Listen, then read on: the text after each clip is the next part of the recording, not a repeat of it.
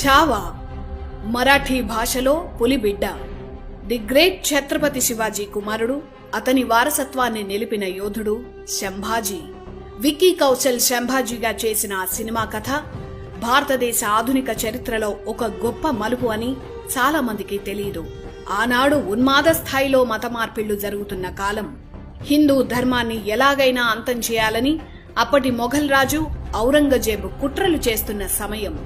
కాని 9 ఏళ్లే పరిపాలించినా ఆనాడు ఔరంగజేబుని ముప్పు తిప్పలు పెట్టి శంభాజీ చూపించిన ధైర్యమే అప్పటి భారతీయుల్లో జాతీయ భావాలు రగిల్చింది.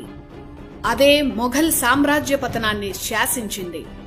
అలాంటి గొప్ప వీరుడి గురించి చరిత్ర పుస్తకాల్లో కనిపించనీయకుండా కొందరు చరిత్రకారులు పెద్ద ద్రోహమే చేశారు. చరిత్రలో శంభాజీ గొప్పతనాన్ని తగ్గించి రాసి మన ఘన చరిత్రకే కళంకం తెచ్చారు.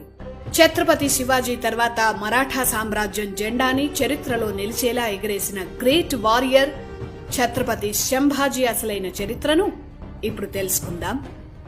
1680 ఏప్రిల్ 4 ఆనాడు చైత్రమాసం పౌర్ణమి. ఆ మధ్యాహ్నం తన 53వ ఏట గ్రేట్ వారియర్ మరాఠా సామ్రాజ్యాధిపతి ఛత్రపతి శివాజీ అనారోగ్యంతో అమరులయ్యారు.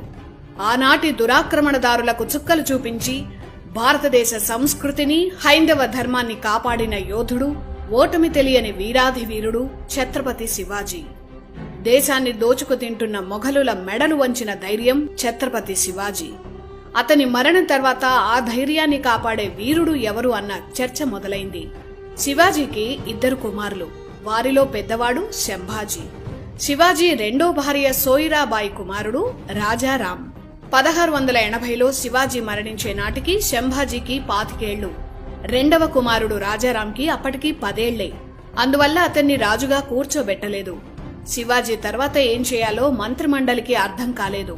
ఈలోపు రెండో భార్య తన కుమారుణ్ణే రాజుగా చేయాలనుకుని రాజకీయాలు చేసింది. ఇది కొందరు సైన్యాధికారులకు, మంత్రులకు నచ్చలేదు. వారు శివాజీ పెద్ద కుమారుడు శంభాజీ దగ్గరికే వెళ్లారు. శివాజీ పేరు నిలబెట్టాలని ప్రాధేయపడ్డారు. నిజానికి ఇలాంటి పరిస్థితులు ఏ సామ్రాజ్యంలో ఉన్నా ఏ సైన్యాధ్యక్షుడో మంత్రో తిరుగుబాటు చేసి అందర్నీ సంహరించి రాజయ్యేవాడు. అలాంటి చరిత్రలు చాలానే చూశాం. కానీ శివాజీ రాజ్యంలో అన్నిటికన్నా ముఖ్యంగా తన వారికి దేశం పట్ల ప్రేమను నింపాడు. కుట్రలు నేర్పలేదు.